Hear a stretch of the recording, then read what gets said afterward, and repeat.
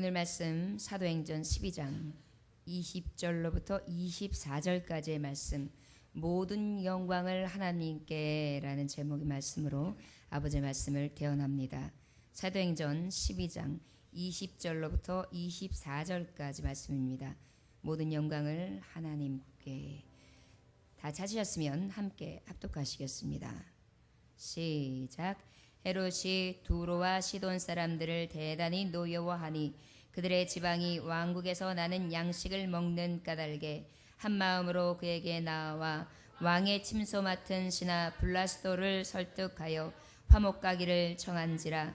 헤롯이 나를 택하여 왕복을 입고 단상에 앉아 백성에게 연설하니 백성들이 크게 부르되 이것은 신의 소리요 사람의 소리가 아니라 하거늘 헤롯이 영광을 하나님께로 돌리지 아니하므로 주의 사자가 곧 친히 벌레에게 먹혀 죽으니라. 하나님의 말씀은 흥황하여 더하더라. 아멘. 할렐루야. 하나님 앞에 너무도 귀한 열매가 된 줄 믿습니다. 말씀 전하기에 앞서서 잠깐 기도합니다. 하나님 아버지 감사합니다. 오늘도 주님께서 함께 하셔서 예배할 수 있게 하시고 하나님 앞에 기쁨의 예배를 드리게 하심에 감사합니다. 원하기는 아버지요, 하나님 앞에 영광을 돌릴 수 있는 영혼들이 될 수 있도록 인도하셔서 오직 주님이 보시기에 귀하다, 잘했다, 칭찬받을 수 있는 하나님의 종들이 될 수 있도록 축복하여 주옵소서. 우리의 예배 가운데 영광 중에 임하시며 우리의 말씀 가운데 하나님 말씀하셔서 그 음성을 듣게 하여 주옵시고 세상 가운데 찢기고 상하고 상처받은 하나님의 종들이 나왔다면 아버지께서 크신 손으로 어루만져 주옵시고 다시금 위로받고 세임을 받아 주님의 공급되어지는 심으로 나아가게 하여 주옵소서. 예수님은 우리를 위하여 십자가를 대신 지셨고 예수님은 우리의 죄를 대신하여 십자가에 못 박혀 죽으셨고 예수님은 우리를 위하여 그 모든 어려움과 낙심을 위해 조롱을 당하시며 핍박을 당하셨고 아버지께서 그 일을 자처하셨습니다. 그 좋은 예수님 앞에 나오게 해주시고 오늘 주일 그 예수님 만나 한없는 위로와 충만한 복을 갖고 돌아갈 수 있는 하나님의 종들 되어줄 수 있도록 축복하여 주옵소서. 한 생명도 거저왔다 거저가는 생명 없게 하여 주옵시고 주님 손 꼭 잡고 돌아갈 수 있는 위로의 시간이 되게 하여 주옵소서. 권능의 발로 붙들어 주옵소서. 감사드리며 예수님의 이름으로 기도 올려나이다. 아멘.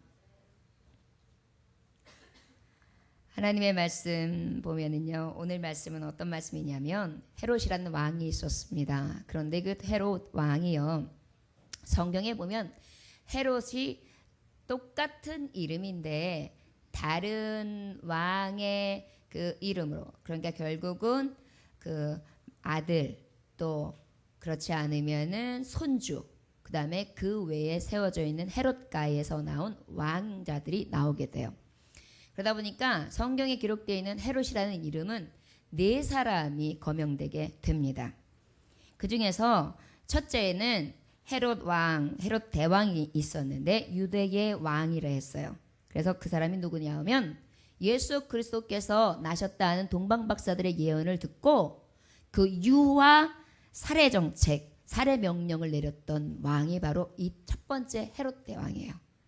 그리고 그 예수 그리스도를 낳으신 그때에 어떻게 했습니까? 그 지경에 있는 2살 아래 아이들은 싹 죽여버려라, 이렇게 명령했던 굉장히 악한 왕이었습니다. 그 다음에 헤롯 왕이 한 사람이 또 나오는데 헤롯 안티바스라는 사람이 있어요. 이 사람은 예수 그리스도께서 나시기 전에 세례 요한이 있는데 예수를 먼저 저는 증인하는 증거자였어요. 그런데 어떡합니까? 그 세례 요한을 목 베어서 죽이게 하지요. 그것이 바로 헤롯 안티바스입니다. 그리고 난 다음에 결국은 그에 이어서 6월절 날 예수 그리스도를 재판하고 희롱하고 조롱하여서 그 예수 그리스도를 빌라도에게 넘겨준 사람이 바로 이 헤롯 안티바스입니다. 오늘 말씀에 있는 헤롯은 누구냐면 아그리빠, 헤롯 아그리빠 1세인데요. 헤롯 대왕의 손주에 해당합니다. 이 사람은 어떤 사람이냐면 굉장히 기회주의자였어요. 그래서 유대인들한테요 환심을 사기를 좋아했고요. 그리고 유대인들에게 아주 율법을 존중하는 척을 하면서 사람의 마음을 살려고 했어요. 그러니까 정치가에 아주 노련함이 있었던 사람이에요. 또 하나는 뭐냐면 이 사람은 아주 기회주의적인 게 굉장히 강했기 때문에 어떻게 했느냐. 이 당시에 가이우스 황제가 있었어요. 그런데 그 가이우스 황제가 있을 때에 그 가이우스 황제와 친밀한 관계를 가져서 그 가이우스 황제를 통하여 바로 왕의 책봉을 받은 사람, 그 사람이 바로 헤롯 이 아그리빠 1세예요. 그러다 보니까 이 사람을 통하여 어떤 일을 하느냐, 자행하느냐, 유대인들에게 환심을 살려고 했잖아요. 근데 유대인들이 지금 가장 미워하는 사람이 누굽니까? 기독교인. 유대파 기독교인. 예수를 주로 믿고 그의 죽으심과 그의 부활과 그가 메시아인가, 그를 믿으면 구원을 받는다, 다른 이로서는 구원을 받을 수 없다 하여서 예수를 전하는 그들이 너무너무 미웠어요. 그런데 예수만 전했다면 그렇게 밉지 않을 텐데 저들이 미워하는 이유가 있지 않습니까? 여러분, 죄를 짓고 나면 어때요? 찔림이 와요. 그러다 보니까 예수를 저들은 잡아 죽이는 데 있어서 앞장섰던 사람이에요. 그리고 예수를 미워할 수밖에 없었던 것이, 예수님은 이 기득권층에 있는 종교인들을 앞세우거나 아니면 그 정치계나 종교회의 높은 사람들과 함께하는 것이 아니라 늘 죄인들과 함께했어요. 가난한 사람들과 함께했어요. 소외된 사람들과 함께했어요. 아무도 돌아보지 않은 과부와 함께했어요. 병든 자들과 함께했어요. 냄새가 풀풀 나는 사람들과 함께했어요. 누구도 돌아보지 않는 사람들과 함께했어요. 심지어는 유대인들은요 끼리끼리였어요. 절대 분파가 아니고 같이 모이는 유대인들이 아니면 밥도 같이 먹지 않고 상종도 하지 않았던 그런 사람들이었어요. 그러다 보니까 예수 그리스도를 하는 것마다 다 마음에 드는 게 없는 거예요. 그러다 보니까 많은 소수 민족들이, 소수 백성들이 예수님을 따르고 예수님을 사랑하기를 시작하니까요, 그들을 예수를 추종하는 것 자체가 굉장히 눈에 가시였습니다. 그러고 난 다음에 그 예수가 죽고 났는데 그 죽음에 맨 처음에 앞장섰던 사들이 누구예요? 유대인들과 서기관들과 바리새인들. 결국은 살인을 주도한 사람들인 거예요. 그러다 보니까 예수가 메시아였다, 그 얘기만 해도 가슴이 두근두근거려요. 듣기가 싫은 것입니다. 그 예수가 의인이었다, 그것도 너무도 싫은 것입니다. 그 예수가 죽었다 3일 만에 부활하셨다, 그 말은 더더욱 싫습니다. 두렵기 때문에요. 그리고 그 부활하신 주님이 다시 오신다, 그때가 우리가 있는데 마라나다 주 예수여 어서 오시옵소서, 등불을 준비해야 된다, 너희들은 빨리 회개하고 돌아와라.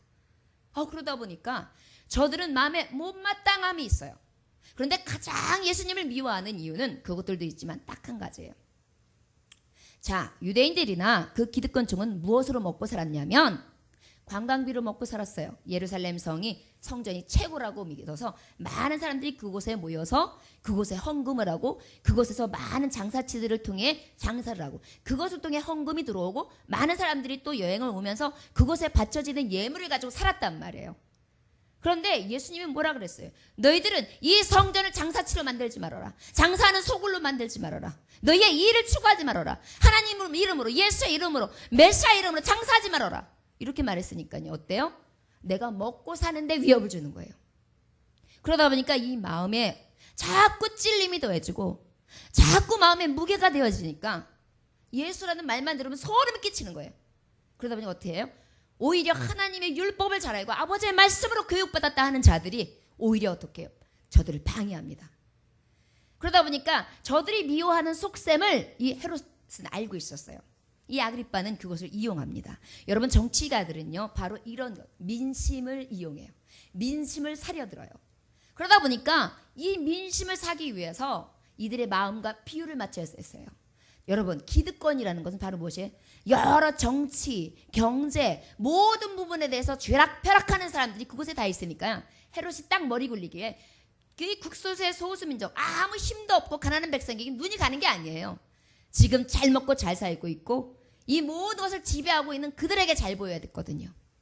여러분, 예수님과 세상에서 세운 사람들과 다른 점이 바로 그것입니다. 세상 사람들은 못나고 무지랭이 같은 사람을 밟아요. 예수님은 그러한 자들과 함께하고 그런 자들을 위해 죽으시고 그런 자들을 위해서 기도하시고 그런 자들을 위해서 지금도 중보하신다는 사실입니다. 이러한 시대에 이 헤롯 아그리빠가 계속 아첨하기를 시작할 때 어떻게 합니까? 앞서서 야고보 사도, 첫 번째 사도 중에 이 순교당한 자가 야고보예요. 야고보를 보란듯이 처형을 해버립니다. 그러다 보니까 어때요? 많은 기독교인들은 흩어지기를 시작해요. 성령이 임했어요. 그러고 나니까 어떻게 권능을 받았어요. 그 권능이 놀라운 권위와 권세가 나타나다 보니까 병마가 치료돼요. 표적과 이적과 기사가 나타나요. 그러다 보니까 거기서 자꾸 가슴이 요동치고 열망이 일어나기를 시작해요. 사람들이 움직이기를 시작합니다. 그러다 보니까 어떻게 해요? 저들이 따르는 사람들이 많다 보니까 저들이 위협받기 시작해요. 그런데 그러면 그럴수록 저들은 뜨거워집니다. 그리고 흩어지기 시작합니다. 성령이 너희에게 임하시면 권능이 임하고 예루살렘과 온 유다와 사마리아 땅끝까지 이런 내 증인이 된다. 그 말씀 하나님 선포가 이루어지기를 위해서요. 저들 흩으세요. 핍박을 통해 흩으십니다. 박해를 통해 흩으십니다. 그리고 난 다음에 떠납니다. 그리고 저들이 떠나서 영향력을 발휘하게 되는데 그것이 또 싫은 거예요. 그래서 이제 보란듯이 야고보 사도를 죽여서 너네들 우리가 이렇게까지 하는데도 계속 예수 믿으면 예수 전하면 너네 이 꼴 당하는 줄 알아. 본복이야. 우리 비유 건들지 마. 지금 그렇게 딱 보여주고 있는 것입니다. 사단도요. 우리들에게 그렇게 합니다. 너 내가 요거 표야. 요거 내가 다시 한번 경고하는데 그렇지 않으면 너도 이 꼴을 당해. 여러분 사단은요. 세상에 보이는 것을 통하여 나를 넘어뜨립니다. 그러나 우리는 무엇을 들어야 되느냐. 보이는 것을 넘어뜨리고 보이는 것을 죽이는 것은 두려울 게 없어요. 나의 영생, 영원한 생명에 이르는 것을 꺾지 못한다는 것입니다. 그렇기 때문에 우리가 따를 이는 오직 누구요? 예수요. 성령의 은혜 따라 살아가는 것이 가장 귀한 줄을 믿으시기를 원합니다. 이런 때에 이제 저들이 야고보 사도를 아주 보란듯이 이 헤롯이 죽였어요. 그리고 난 다음에 그 이후에 누구를 잡아들여요? 베드로를 잡아들여요. 베드로를 죽이려고 딱 옥에 가뒀는데 어떤 역사가 일어납니까? 베드로에게 천사가 나타나서 천사가 툭툭툭 치더니 가자. 그러더니만 창고가 탁 풀어지고 옥문이 촥 열어지고 그 다음 문도 촥 열어지고 싹 이끌어서 가는데 이게 꿈인가 였는데 꿈이 아니라 현실이었던 거예요. 마가다락방에서는 성도들은 다 기도하고 있습니다. 그곳에 가서 베드로는 확실하게 말합니다. 내가 하나님의 역사로 이렇게 나왔노라고. 내가 다시 복음을 전하러 가는데 당신들에게 이 말씀 하나님이 나와 함께 하셨던 이 정말 놀라운 역사를 알려줄 테니 지금도 이 땅에서 복음을 전하고 있는 사도들에게 다 말을 전하라. 하나님이 이렇게 역사하신다는 것을. 이 복음을 전하라. 그리고 베드로가 떠납니다. 그때에 헤롯이 어땠겠어요? 난리가 난 거예요. 지금 헤롯은 이미 기득권층과 무엇인가 약속이 이루어진 상태예요. 야고보를 죽였는데도 베드로까지 죽이려고 한다는 얘기는 거래가 이루어지고 있는데 그러다 보니까 어떻게 해요? 아니 아무도 모르는 여러 사람이 감옥을 거쳤는데도 그가 사라졌어요. 간수쟁이들도 몰라요. 감옥을 그렇게 꽁꽁 지키던 자들도 모른대요. 그것으로 인하여 어떻게 책임을 그 간수들에게 묻게 하고 그들을 다 죽여버립니다. 그리고 입단속을 시켜요. 여러분 입단속 시킨다고 예수 복음이 전파되지 않습니까? 주님의 말씀은 늘 왕성해집니다. 오히려 핍박이 가해지고 박해가 가해지면 가해질수록 예수 복음은 더욱더 찬란하게 나타나며 흥황한다는 사실입니다. 제가 항상 말씀 중에 정말 증거하지만 여러분 가시밭에 있는 백합화가 얼마나 향기가 짙습니까? 백합에 한 송이가 펴있는데도 들에 한 꽃이 피어있어요. 그런데 그곳에 편안하게 예쁘게 우아하게 잣대를 뽐내고 있으면 좋은데 어쩐 일입니까?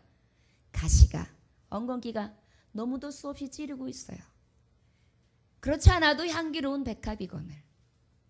그런데 찌르면 찌를수록 어때요? 바람이 한번 후 향기가 확 온 집안과 온 마을을 뒤덮는 향기를 바라게 됩니다. 이와 마찬가지입니다. 그리스도의 향기된 하나님의 복음 받은 그리스도인은 오히려 핍박과 고난과 박해 속에 믿음은 더욱더 성장하며 하나님의 말씀은 더욱더 강해지고 그것을 받고 자란 하나님의 종들은 더욱더 영향력 있는 기둥이 되어진다는 사실을 우리는 깨달아지기를 원합니다. 우리 20절 말씀 한번 다 같이 읽어볼까요? 시작. 헤롯이 두로와 시돈 사람들을 대단히 노여워하니 그들의 지방이 왕국에서 나는 양식을 먹는 까닭에 한 마음으로 그에게 나와 왕의 침소 맡은 신하 블라스도를 설득하여 화목케 하기를 청한지라. 여러분, 헤롯이 그러고 난 다음에요, 이제 6월절 절기도 끝났고 그리고 난 다음에 이가 이미 실패를 한 거예요. 말하자면 사도들을 박해하고 그들을 핍박하는 것이 실패한 거죠. 왜냐하면 이러한 역사를 발견했을 때 헤롯도 두려웠을 거 아니에요. 그러니까 그냥 일찍이 포기하고 어디로 가냐면 가이사랴 지역으로 가게 됩니다. 그런데 그 가이사랴 지역에 가까운 지역이 바로 두로와 시돈 지역이었는데 왜 이렇게 노여웠다라는 얘기는 없어요. 그런데 아마도 헤롯의 마음에 흡족하지 않았던 부락 같아요. 지금 이 시대로 말하면 여기가 레바논에 해당하는 나라예요. 두로와 시돈이. 그런데 이 사람들이 이 헤롯의 마음을 아주 시끄럽게 만들었어요. 노하게 만들었어요. 신경질나게 만들었어요. 신경을 돋군 거예요. 쉽게 말하면. 그러고 난 다음에 어떻게 해요? 이들이 갈릴리에서 나는 이스라엘 백성에게서 나는 채소와 먹거리를 다 수입해서 먹으니까 거기서 의존을 하니까 그 수입하는 것들을 싹 막아버려요. 그래가지고 양식 수출을 싹 막아버리니까 어떻게 돼요? 먹고 살 길이 미원한 거예요. 그러다 보니까 두로와 시돈 사람들이 어떻게 해요? 헤롯의 신하들에게 블라도스에게 다리를 놔요. 제발요, 왕을 한 번만 만나게 우리 좀 이렇게 해주세요. 어디에 거하실 건지, 어떤 행사가 있는지, 우리가 어디 가면 그분을 뵐 수 있는지, 어떻게 하면 화친을 할 수 있는지 다리 좀 놔주세요. 이렇게 로비를 한 겁니다. 쉽게 말하면. 여러분, 오늘 모든 영광을 하나님께라 그랬어요. 이 헤롯 왕은요, 결국은 무엇이에요? 자기의 마음을 기쁘게 하는 것을 먼저 찾았어요. 이 하나님의 모든 영광을 하나님께 돌리는데 두 가지 마음이 있어요. 한 사람은 모든 영광을 가로채는 사람, 한 사람은 모든 영광을 하나님께 돌리는 사람이 있어요. 우리 성도들 중에도 마찬가지예요. 모든 영광을 가로채는 사람이 있고 모든 영광을 돌리는 사람이 있어요. 어떤 사람이 모든 영광을 가로칠까요? 내가 했어. 하나님이 가장 싫어하는 성씨가 뭐예요? 내가씨. 내가씨를. 내가 했어. 내가 했다니까. 내가 이 정도야. 이렇게 교만한 자. 이런 자를 제일 싫어하거든요. 내가 없으면 안 돼. 착각은 자유죠.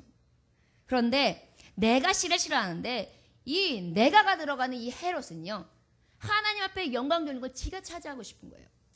모든 영광을 다 차지하고 싶은 거예요. 백성들도요, 내 마음에 안 맞아? 그래, 너 두고 보자. 그러면 먹거리 끊어. 내 마음에 들 때까지 저들이 어떻게 사나 보자. 끊어. 여러분들, 하나님 앞에 영광 돌리는 사람은요, 하나님 앞에 기쁨이 되기 위해서 하나님 앞에 영광 돌려야지. 내 마음에 안 든다고 딱 끊어. 내 생각이 안 맞는다고 딱 끊어. 이것은 하나님 앞에 영광을 돌리는 사는 아니라고 봅니다. 자, 모든 영광을 가로채는 자는 결국은 바꿔 말하면 어떤 것을 말씀하고 수 있느냐? 자신이 높아지려고 해요. 어떻다고요? 지금요, 헤롯 대왕은요, 지금 헤롯 안티바스는 자기가 높아지려고 그래요. 야, 내가 어떤 왕인데 내가 말 한마디면 니네는 그냥 싹 죽어. 어딜 나를 녹이를 바랄게.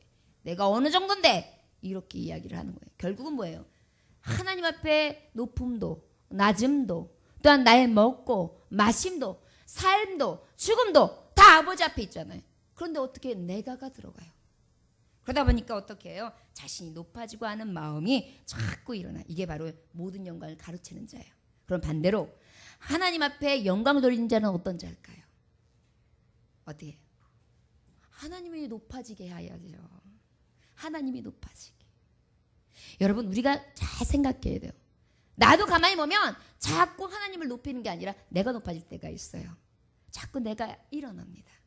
여러분, 내가 일어날 때 내가 바로 헤롯과 같이 하나님의 영광을 가로채는 자가 되지 아니하였나. 다시 한번 생각할 수 있기를 원합니다. 여러분들의 자존심이 자꾸 일어납니까? 여러분들의 고집이 자꾸 일어납니까? 여러분들의 무엇인가가 자꾸 꿈틀거리고 올라가고 있습니까? 그렇다면 그때 어떻게 해야 하겠습니까?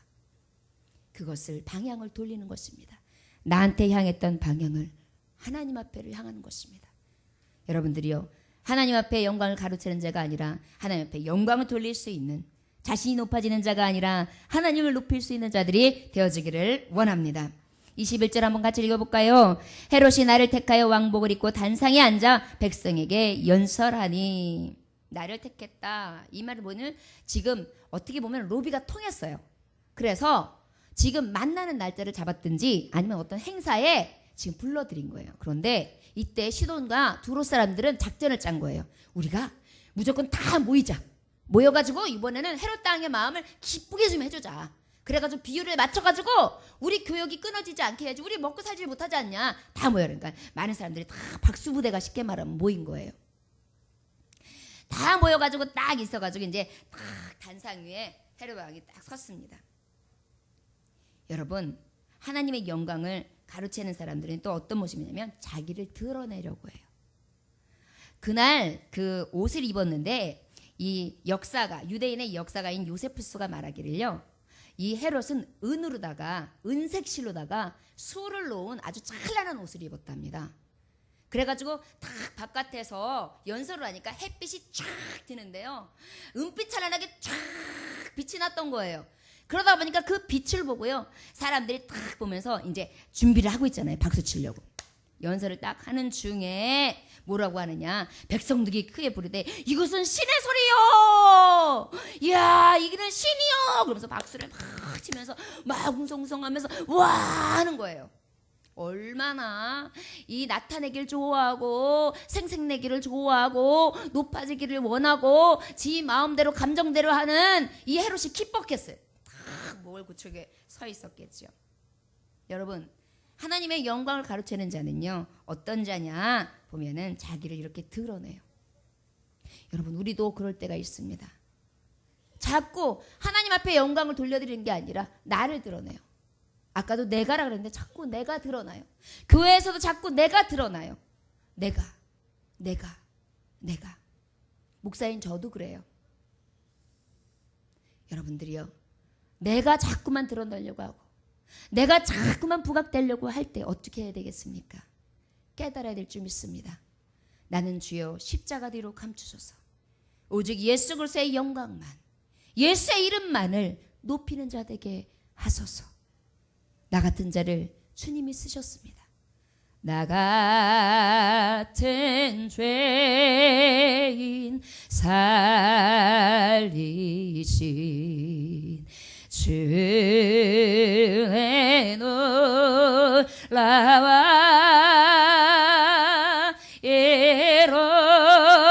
이뤘던 생명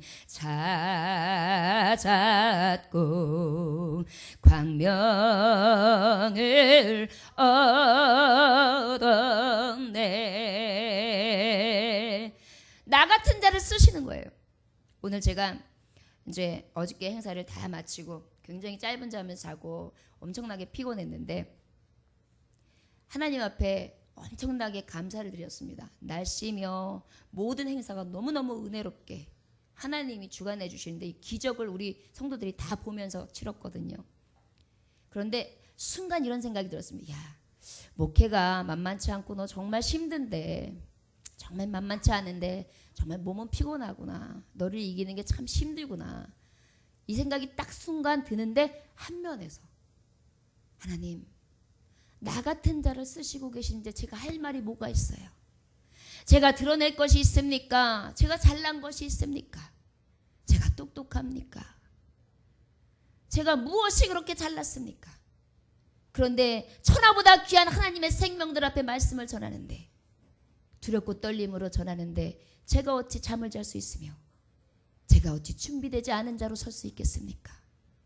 목숨을 드려도 나의 시간을 전부 드린다 할지라도 그것이 아깝지 않은 것을요. 그 고백을 드리는 순간요, 마음이 너무 기쁜 거예요. 나 같은 자를 쓰시는 주님, 나같이 이렇게 엉터리 같은 사람을 쓰시는 주님, 제가 이렇게 요 앞에서 아이스크림 전도를 하면 학생들이 저에게 그래요. 아줌마, 이것 좀 더 주세요. 저요 꽉꽉 눌러서 2개 주세요. 목사인지 모르는 사람은 저한테 아줌마라고 해요. 그렇습니다. 별 볼 일 없는 아줌마요. 나이가 중년이 넘어 정말 보잘것없는 주름살이 생기기 시작하는 아줌마요. 그런 자를 주님이 택하셔서 쓰신다는 건 기적 아닙니까? 여러분들이요, 내가 무엇으로 하나님의 영광을 가로챈단 말입니까? 나를 드러내지 맙시다. 나를 높이지 맙시다. 하나님만을 높이시기를 원합니다. 우리 22절 다 같이 읽어볼까요? 백성들이 크게 부르되 이것은 신의 소리요 사람의 소리가 아니라 하거늘. 아까도 말했어요. 결국은 이가 자기를 높이다 못해 이제 아예 하나님으로 추대를 받은 거예요. 신으로 추대를 받은 거예요. 그런데 이때에 이럴 만한 사실은요, 유대인들은 그래도 지각이 있기 때문에 절대 신이라 소리를 안 해요. 왜? 유일하신 신이 하나님밖에 없다는 걸 알아요. 그런데 그 외에 많은 군중들이, 그러니까 말하자면 두로와 시돈 사람들이 그렇게 얘기를 한 거예요.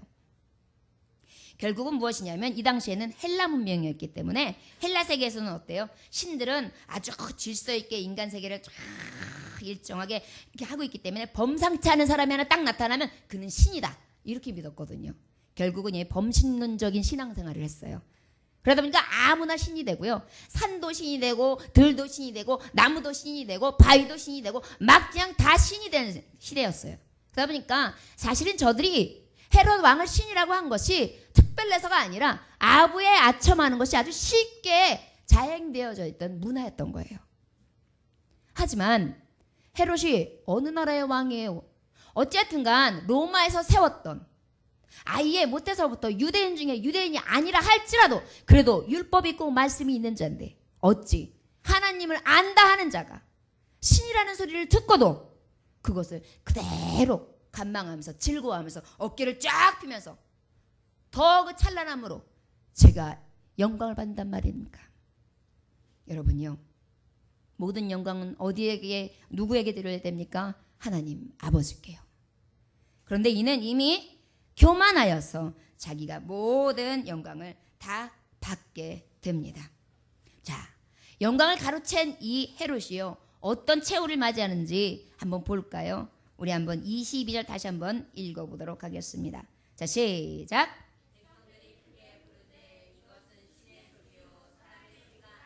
23절 시작.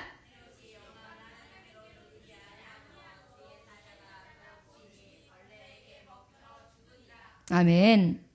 헤롯이 영광을 하나님께로 돌리지 않았다. 결국은 영광을 가로채는 자예요. 말씀해 보니까 이런 자는 어떤 자냐? 요한복음 12장 43절에 보니까 그들은 사람의 영광을 하나님의 영광보다 더 사랑하였도다 그래요. 여러분, 하나님 앞에 영광을요 가로채는 자들은요 사람의 영광을 더 기뻐해요. 직장을 다니면서도 하나님의 정말 예배 생활과 하나님 앞에 드려지는 헌신보다 사람 앞에 인정받기 위해서 막 갈등할 때 사람을 택하는 경우, 결국은 무엇이에요? 하나님의 영광을 사람에게 돌린 거예요. 여러분들, 우리가 요즘 시대에 많은 것들로 요란하고 진리를 굉장히 혼돈시키는데요, 오직 진리는요 말씀이고 또한 오직 은총이고 오직 성령의 은혜를 따라 살아가는 삶입니다. 그 말씀을 그대로 지키는 자가 가장 복 있는 자라는 것을 믿으시기 원합니다. 여러분, 어찌하여 우리가 이게 한번 왔다 적신으로 와서 적신으로 갈 인생을 위하여서 그것에 목숨을 걸 수 있습니까? 영원히 죽지 않는 영생, 내가 이 육신이 정말 쓰러지고 없어진다 할지라도 온전히 낙원에 이르는 그 나라를 소망해야 되지 않겠습니까? 이것을 모르는 자들은 오히려 사람의 영광을 구한다고 했습니다. 그것뿐입니까? 사람이 하나님의 영광까지 가로채는 이러한 정말 있을 수 없는 행각을 저지르게 됩니다. 이것이 헤롯이에요. 그런데 이 일로 인해서 이 헤롯은 비참한 최후를 맞게 됩니다. 어떻게 해요? 23절 한 번만 더 읽어볼까요? 시작. 헤롯의 영광을 하나님께 돌리지 아니하므로 주의 사자가 곧 친히 벌레에게 먹혀 죽이니라. 그런데요. 요세푸스의 그 역사가의 기록에 보면 여기서 자세히 안내어 있는데 이렇게 많은 사람들이 신이다 할 때요. 순간에 이가 복통을 일으켰다고 합니다. 그래서 바로 예루살렘으로 이제 가가지고 병을 앓게 되는데 5일 만에 완전히 사람이 싹 거의 죽어가는데요. 썩어가는 거예요. 온몸이. 그래가지고 5일 만에 부패가 일어나고 그 안에서 벌레가 나왔대요. 그리고 완전히 정말 사람으로서는 볼 수 없을 정도로 처절하게 죽었다고 합니다. 여러분 얼마나 두려운 얘기예요. 하나님 앞에 영광을 돌리지 아니한 것이요 이렇게 무서운 비참한 최후를 맞이할 수 있습니다. 근데 여러분 우리는 아니에요. 여러분 우리가 이렇게 죄인임에도 불구하고 이 자리에서 이렇게 예배하고 모든 하나님 앞에 영광을 하나님 앞에 돌리기보다 그 영광을 내가 차지함에도 불구하고 이렇게 하나님의 말씀을 쓰며 예배 안에 들어올 수 있는 거예요. 예수 그리스도의 십자가의 보혈이 없이는 불가능했던 것입니다. 너의 죄를 내 죄가 추운같이 붉을지라도 내가 내 죄를 양털같이 희게 하리라. 그 예수 그리스도의 피 보혈수가 있었기에 그 모든 것까지도 주님은 담당하셔서 우리가 이렇게 날마다 주님의 이름으로 회개하면 돌이키게 하시고 또한 다시 용서해 주시고 맑은 물로 씻어주시고 정결 다 해주시며 그 나라를 바라볼 수 있게 해주셔서 우리가 하나님 앞에 불충하고 영광을 하나님 앞에 돌리기보다는 내가 다 차지하고 교만하고 패악하며 내 마음에 양심에 꺼리는 일들을 자꾸 자행에만도 불구하고 어떤 결과가 있어요. 그럼에도 하나님이 용서해 주는 은혜를 받게 되었던 것입니다. 여러분들이요 우리는 어찌 살아야 되겠습니까? 하나님의 영광을 차지하는 자가 아니라 하나님 앞에 영광을 돌리는 자들이 다 되어주시기를 주 예수의 이름으로 축원합니다. 오늘 생각해도 너무너무 얼굴이 붉어지는 일이 어제 있었습니다. 제가 오늘도 아무리 생각해도 저희 상식에 벗어나는 짓을 했어요. 어저께 이제 1박 2일 수련회로 마지막 오후 시간을 이제 우리 모든 학생들을 데리고 이제 서울랜드를 갔습니다. 자유이용권을 끊어가지고 그래가지고 시간이 임박해서 이제 올 때가 되니까 제 욕심에는 이렇게 서울랜드에 보면 쭉 올라가가지고 보트 타는 게 있어요. 급류 타기. 그거를 서야 되는데 이제 두 팀으로 났기 때문에 우리는 줄이 이만큼 있는데 나머지 팀이 안 보이는 거예요. 근데 알고 보니까 저 뒤에 서 있어요. 우리는 이제 갈 때가 됐는데 그러면 얘네들이 못하게 생겼어요. 아니면 그걸 기다려야 돼요. 근데 순간 아줌마 기질이 발동한 거예요. 그래가지고 그때는 다행이었던 게 참 다행인 게 예전 꽤 마크도 안 달고 있고 이름표도 제가 안 달고 있었어요.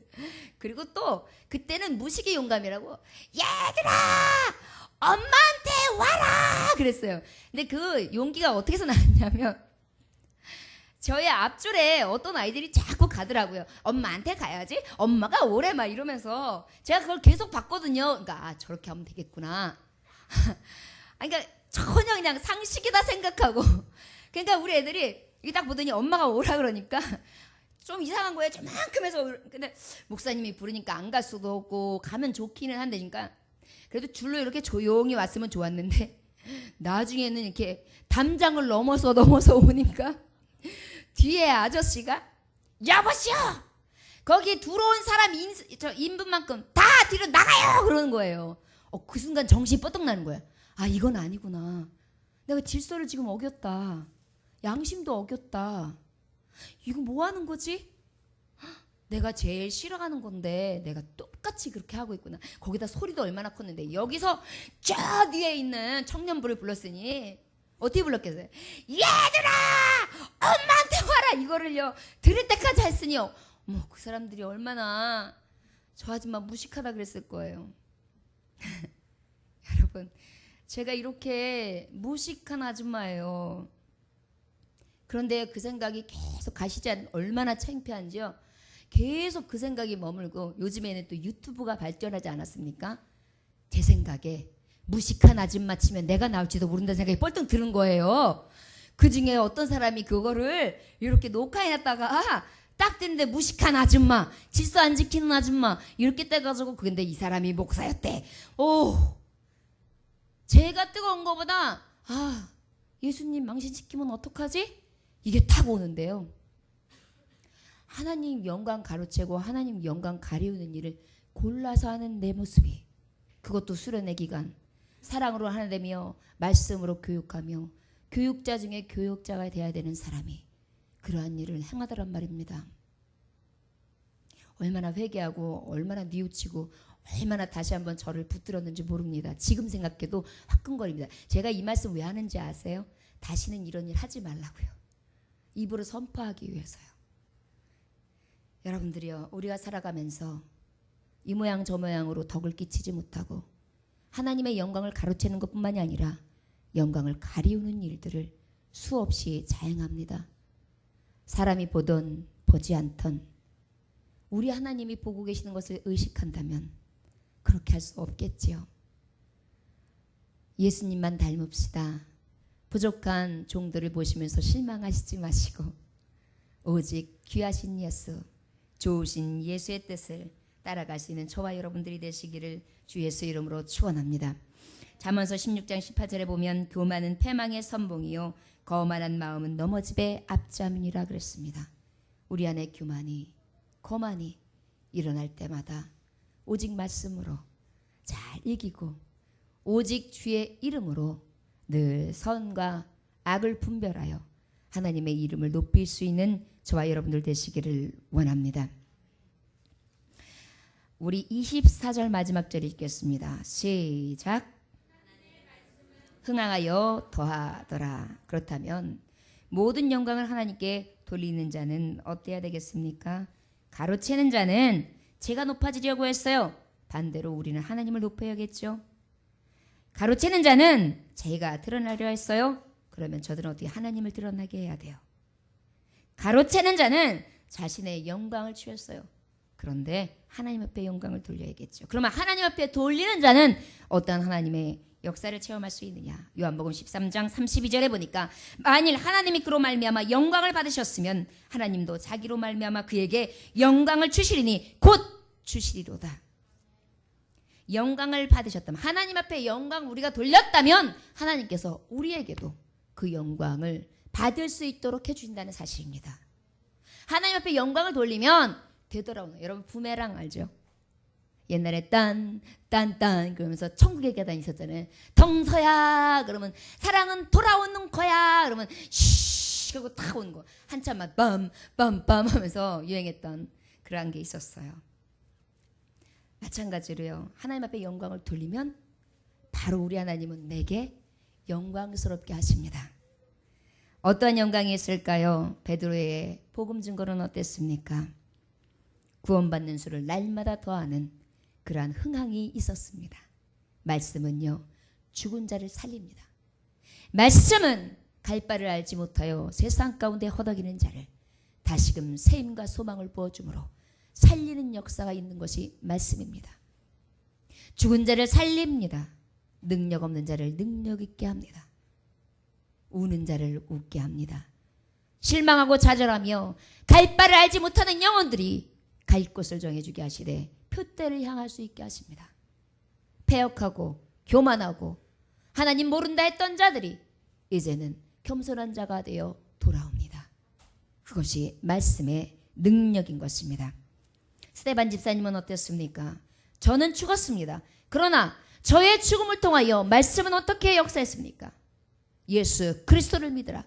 예수 그리스도 외에는 어떠한 자도 구원받을 수 없다. 그분은 십자가에 죽으셨고 부활하셨고 다시 사셨다. 그런데 다시 오실 그분이다. 내가 죽어도 전할 이름은 예수다. 그것으로 인하여 어떻게 됩니까? 그의 목숨, 우리가 언젠가는 끊어질 이 목숨은 잃었을지 모릅니다. 그러나 하나님의 복음은 서서 엄청난 역사가 일어나는데 모든 이방 민족에게 빌립을 통하여 사마리아로 땅끝까지 복음이 증거되게 됩니다. 여러분, 하나님께 영광을 돌리는 자요, 성경에 기록되게 하고 가장 영광스러운 죽음을 보게 하며 아버지 앞에 이름이 생명록에 기록되어지게 하시고 그 영광을, 예수 그리스도의 영광을 받게 하시는 것이 하나님의 목적인 것을 깨달으시기를 원합니다. 또한 바나바는 어땠습니까? 바나바는 칭찬받는 자요, 성령이 충만한 자요, 그는 하나님을 경외하는 자라고 했습니다. 착한 자라고 했습니다. 그를 통하여 어떻게 합니까? 많은 수가 더해졌다. 그 바나바를 보면서 많은 인생들이 돌아왔다 그래요. 여러분들이요, 돌아오게 하는 능력의 사람이 될 수 있습니다. 여러분들의 가정이 어렵습니까? 가정이 질서가 사라졌습니까? 여러분, 요즘에 가장의 자리가 흔들리고 있습니다. 잘 기억해 두십시오. 아무리 부족해도 가장은 가장입니다. 다 쓰러져서 숨을 헐떡거리고 있는 가장이라도 가장은 가장인 것입니다. 그 룰이 깨지는 가정은요, 흔들립니다. 옛말이 그러지 않습니다. 암탉이 울면 집안이 망한다. 맞습니다. 그 말씀. 이 말씀은 근데 새겨 들어야 합니다.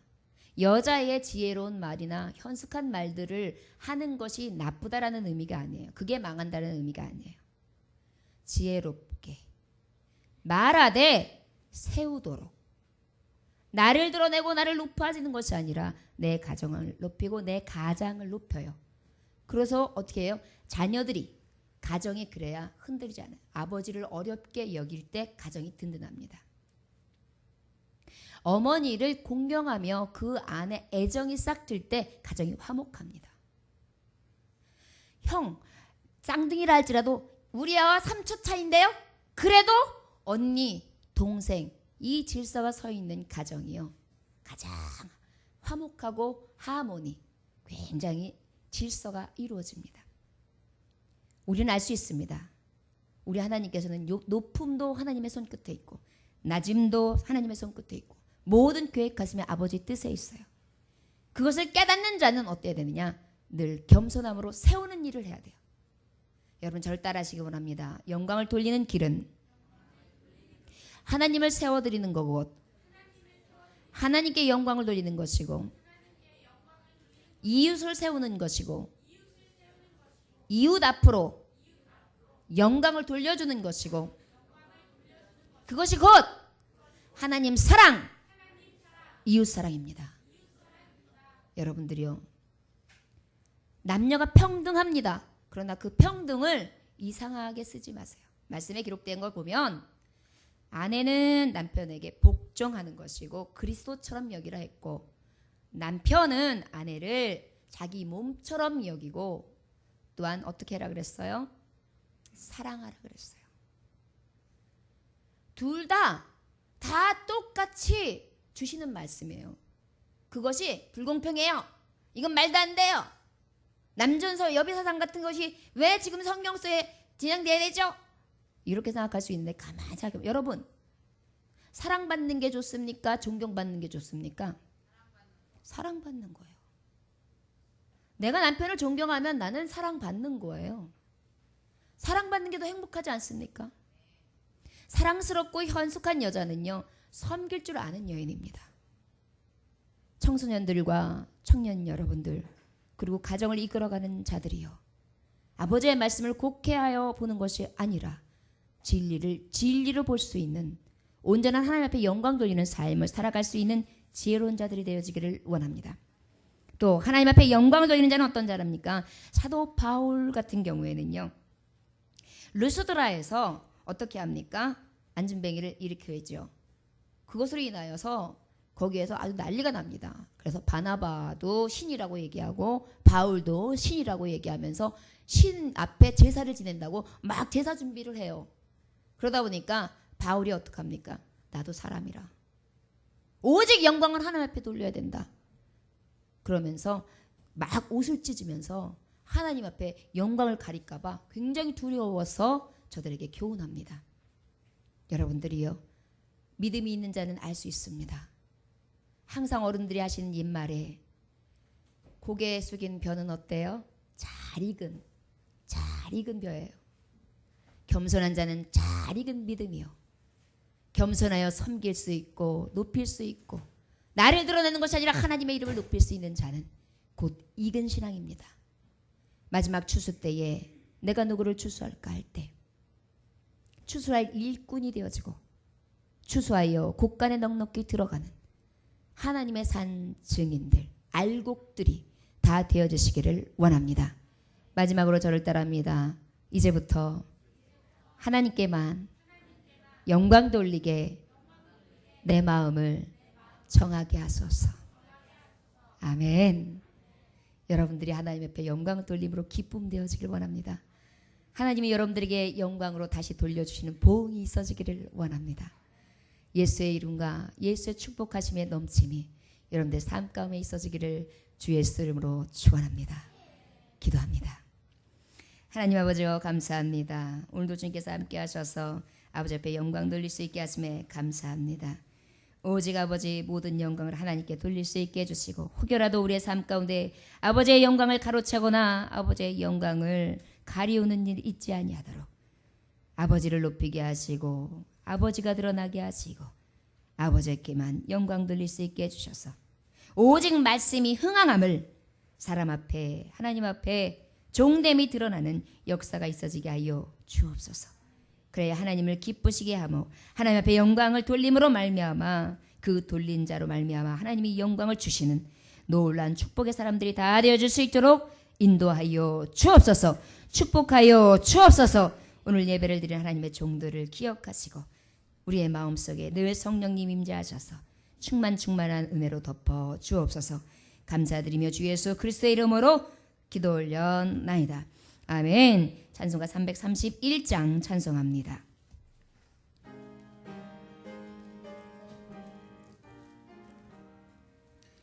영광을 받으실 만유의 주여 우리가 명령을 따르리다. 베푸신 은혜를 감사히 알고 진실한 마음으로 섬기겠네. 그 주의 은혜 주시는 대로 영원히 받들어 섬기겠네. 찬송하겠네 찬송하겠네. 생명을 주시는 그 주로다. 그 주를 높이고 잘 공경하여 온유한 마음으로 섬기리다. 주 예수 안에서 즐거워하며 충성을 다하여 섬기겠네. 그 주의 은혜 주시는 대로 영원히 받들어 섬기겠네. 찬송하겠네 찬송하겠네. 생명을 주시는 그 주로다. 예수를 믿고서는 사랑하여 참 기쁜 마음으로 섬기리다. 온 마음을 드리고 늘 순종하며 그 주를 영원히 섬기겠네. 그 주의 은혜 주시는 대로 영원히 받들어 섬기겠네. 찬송하겠네 찬송하겠네. 생명을 주시는 그 주로다. 드린 예물을 위하여 기도합니다. 하나님 아버지 감사합니다. 아버지께서 주신 복을 따라서 새하려 보며 감사의 예물을 드립니다. 아버지 앞에 구별